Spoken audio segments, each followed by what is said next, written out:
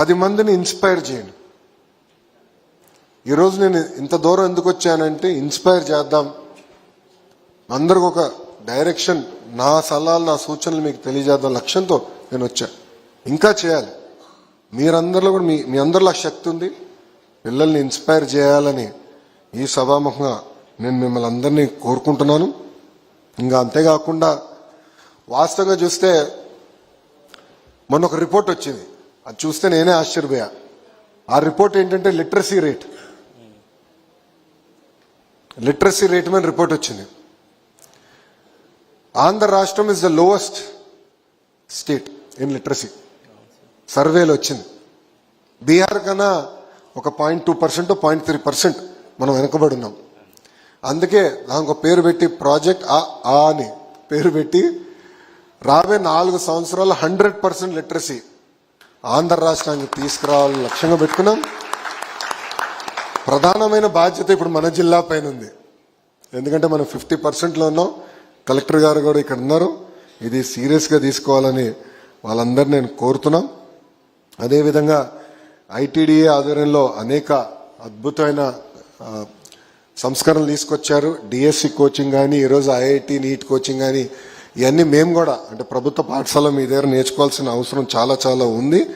ఇంకా ముందు ఇలాంటి అద్భుతమైన బెస్ట్ ప్రాక్టీసెస్ అందరం కలిసికట్టుగా షేర్ చేసుకుని ఏదైతే ఒక లక్ష్యంగా చంద్రబాబు నాయుడు గారు బాధ్యత మనకి ఇచ్చారో అది సాధించాలని ఈ సభాముఖంగా మిమ్మల్ని అందరినీ కోరుకుంటూ, జీవితంలో మార్క్స్ అనేది ఒక భాగం,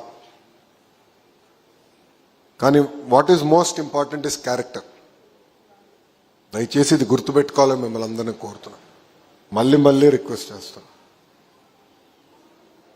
అనేక పరీక్షలు పడతాయి మనకి జీవిత ప్రయాణంలో.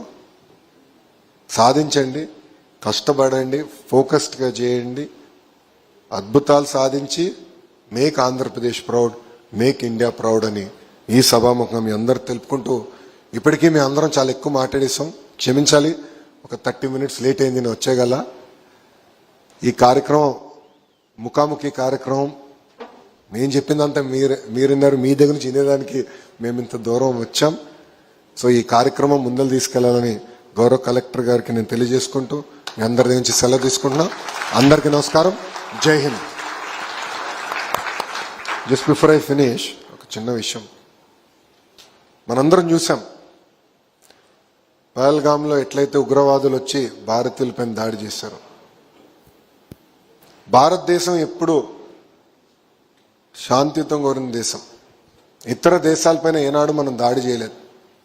కానీ ఎప్పుడైతే ఉగ్రవాదులు మన పైన దాడి చేశారో నిజంగానే గౌరవ ప్రధానమంత్రి గారు ఒక సాహసోపేతమైన నిర్ణయం తీసుకుని ఏకంగా పాకిస్తాన్కి ఒక గుణపాఠం చెప్తాం జరిగింది.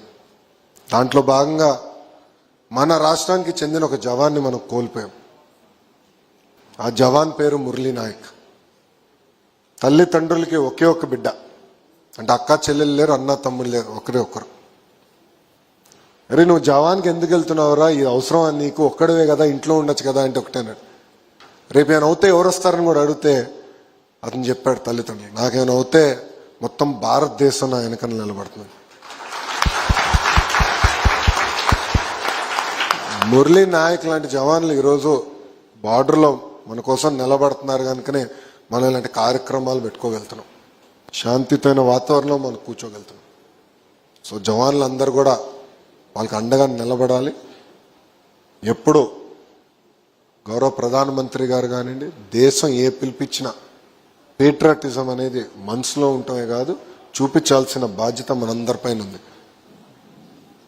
ఎందుకంటే గతంలో చూసాం 2014 నుంచి 2014 వరకు 27 ఉగ్రవాద దాడులు జరిగినాయి భారతదేశంపై, సుమారుగా 27. ఒక్కసారి కూడా మనం తిరిగి చెప్పలేకపోయాం.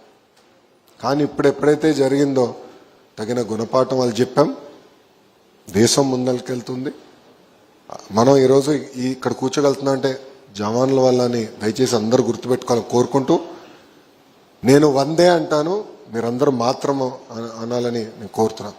వందే వందే వందే. థ్యాంక్ యూ అమ్మా.